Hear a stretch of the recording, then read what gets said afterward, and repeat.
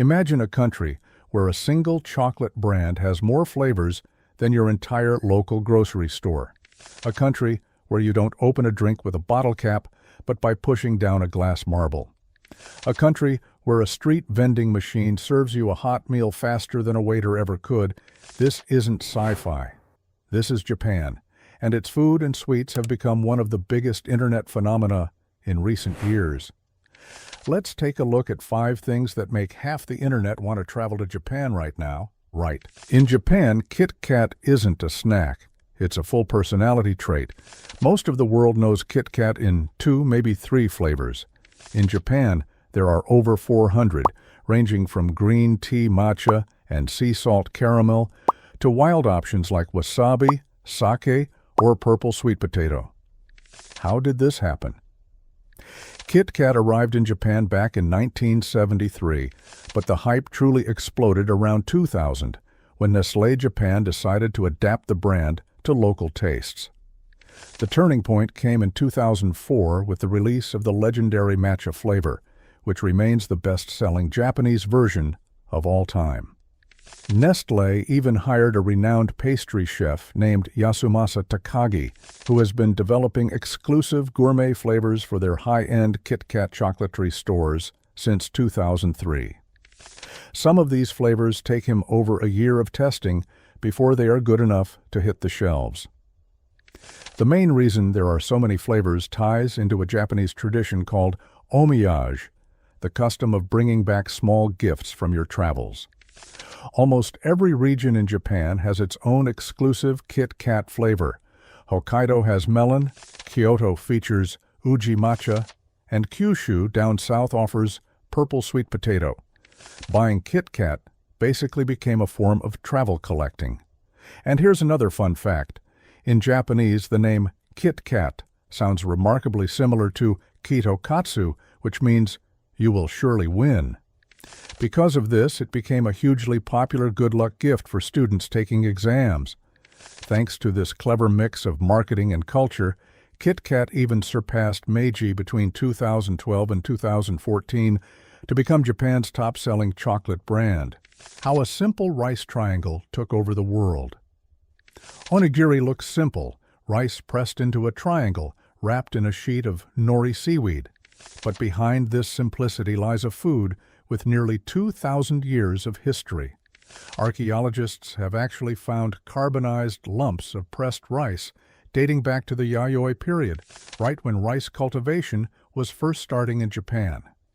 The oldest specimen ever found, discovered in Ishikawa Prefecture, even led to the creation of official Onigiri Day, celebrated on June 18th.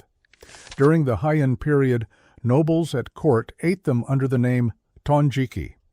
Later, during the samurai era, onigiri became standard military rations, easy to carry, highly nutritious, and preserved with salt and pickled plums, called umeboshi. It wasn't until the Edo period that seaweed was introduced as a wrapper, giving us the iconic look we know today. The real game changer came in the 1970s with the rise of konbini, Japan's ubiquitous convenience stores. Then, in 1983, an innovation arrived that changed everything: tuna mayonnaise filling. Demand exploded, and onigiri became one of the main draws of Japanese convenience stores, selling literally billions of units every year. But why the triangle shape? It's not just about aesthetics. Triangles hold together much better during mass production and transport compared to round balls. It was pure practicality that accidentally created an iconic cultural symbol: chewy rice balls that took over the internet. Mochi is made from sticky rice called mochi gome, which is steamed and then literally beaten with huge wooden mallets in a traditional ceremony called mochitsuki. It's no easy task. It usually takes a whole team of people alternating between pounding the dough and turning it over between strikes. Mochi holds an almost sacred status in Japan.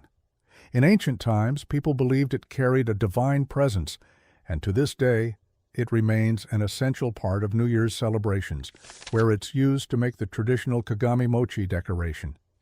But outside of tradition, Mochi has exploded into a massive viral phenomenon on social media over the last decade. The variation known as daifuku, mochi stuffed with sweet red bean paste, frequently pops up on Instagram, cooking shows, and in regular supermarkets worldwide. One of the earliest export hits was Yukimi Daifuku, a mochi ice cream that helped break into Western markets long before the current viral boom. That stretchy, chewy texture, which can be quite surprising the first time you try it, is precisely what makes short-form videos so mesmerizing. And that's why mochi doesn't just rule Japanese holidays today, it rules the internet. Pop the marble and enjoy the drink. Despite feeling 100% Japanese, Ramune actually has its roots in Scotland. In 1884, a Scottish pharmacist named Alexander Cameron Sim created it in Kobe, originally as a medicine meant to protect against cholera. The name Ramune is simply the Japanese phonetic pronunciation of the English word lemonade. The drink was originally called mabu soda, meaning marble soda, named directly after the feature that still makes it so unique today. The bottle uses a cod neck design, invented by Englishman Hiram Cod in the 1870s. Inside the neck of the bottle sits a glass marble, held in place by the pressure of the carbonated drink. To open it, you use a special plastic opener to push the marble down into the bottle. And that exact moment, the click, followed by the fizz, is why opening a Ramune is so satisfying to watch on camera. When the standard bottle cap was invented in the early 1890s, cod bottles disappeared almost everywhere else. Japan is one of the very few countries that kept them alive, purely thanks to Ramune. The original flavor is a classic lemon lime, but today you can find far wilder variations, corn soup, curry, or even takoyaki flavor. It's no surprise that Ramune Challenge videos, where people try to open the bottle for the first time, became a viral hit across social media. The original Mikado with over 100 flavors that you can eat. Pocky was created in 1966 by Ezaki Glyco, a company founded in 1922 by Richi Ezaki. Originally, every single biscuit stick was dipped into chocolate by hand, which is why a small bare handle was left at the end, allowing people to eat it without getting their fingers messy. This tiny detail became one of the brand's most iconic features and remains unchanged to this day. The name Pocky actually comes from the Japanese sound pockin, the distinct snap or crunch when you bite into the stick. In 1999, Glyco declared November 11th as official Pocky Day, because the date 11/11 visually resembles 4 Pocky sticks side by side. In 2013, this holiday earned Pocky a Guinness World Record when the brand was mentioned over 3.71 million times on Twitter in just 24 hours, making it the most tweeted brand name in a single day in history.